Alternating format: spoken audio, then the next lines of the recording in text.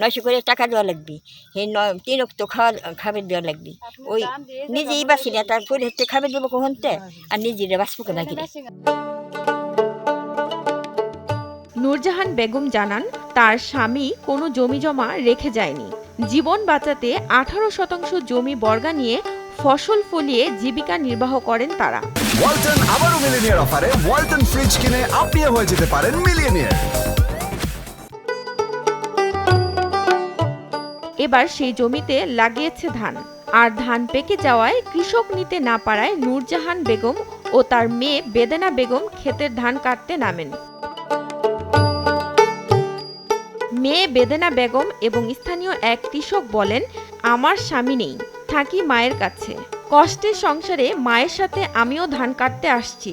আমাদের মতো গরিবের খবর কেউ রাখে না। ধার দেনা করে বড় মৌসুমে যেটুকু বর্গা জমি নিয়েছিলাম সবটুকু জমিতেই ধান লাগানো হয়েছে, কিন্তু ধান কাটার শ্রমিকের মজুরি টাকা না থাকায় মায়ের সাথেই ধান কাটছি। একখান স্বামী মরছে, মনে করবেন যে 30-40 বছর। 5টা পোলাপান নিয়ে মানুষ হয়েছি, খুব কষ্টে আমি। এর বাড়ি বতন নিয়েছি, এর বাড়ি কাজ করছি, এইভাবে আমার দুঃখ চলে গেল।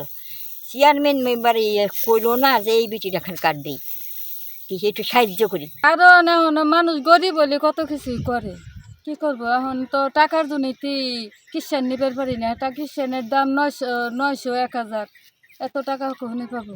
3 অক্ত খাবার দেয়, 3 বেলা খাবার দেওয়া লাগে। আমাকে নিজেকে একটা নিজেরাই কষ্ট করে কাটতেছি রোদের ভিতর, কি করবো? মনে করেন কিষান নিলে পরে আমাদের ফসল বেচেও মনে করেন যে আমাদের এই কিষানের বেতন ওঠে না, সেই জন্যে আমাদের সম্মত নয় যে আমরা 2টা কিষান নিয়ে ধানটা কাটাবো। হাটের থেকে কিষান আনলেও মনে করেন 8 থেকে 900 টাকা বেতন, এগেরে 3 বেলা খাওয়া দাওয়া এইগুলো দিতে হয়, কিন্তু আমার পক্ষে সম্ভব না দিয়ে আমাদের মাছ চাষিরা দিয়ে আমরা ধান কাটাই দিচ্ছি। উপজেলা কৃষি কর্মকর্তা মোহাম্মদ আনোয়ার হোসেন বলেন, ফরিদপুর জেলায় এমনিতেই কৃষি শ্রমিকের অভাব রয়েছে, যে কারণে 2 জন কৃষানি নিজের ক্ষেতের ফসল নিজেই কাটছেন। বিষয়টা অবশ্যই কষ্টদায়ক।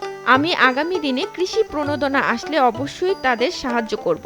বিশেষ করে ফরিদপুরের মতো জায়গায় যেখানে পুরোটাই বাহিরের লেবারের উপর ডিপেন্ডেন্ট, এখানে 750 টাকা থেকে শুরু করে 900 1000 সিজনে 1000 পর্যন্ত লেবারের পিছনে ব্যয় করতে হয়। তো এইসব ক্ষেত্রে আমরা একটু পরামর্শ দিয়ে থাকি যে খামার যান্ত্রিকরণের মাধ্যমে যদি এটা লাগানো সম্ভব হয় তাহলে লেবারের খরচটা একেবারেই কমে যায়। আর আমি যাদের কথা দেখলাম যে আমাদের 2 জন কিষানি, আমি অবশ্যই তাদের প্রতি আমি দেখে আমার কাছেও খুব লাগছে, কষ্ট লেগেছে যে আসলে কতটা পরিশ্রম করছে। এর পরবর্তীতে আমাদের যখন প্রণোদনা আসবে আমি অবশ্যই তাদেরকে প্রণোদনায় সংযুক্ত করব।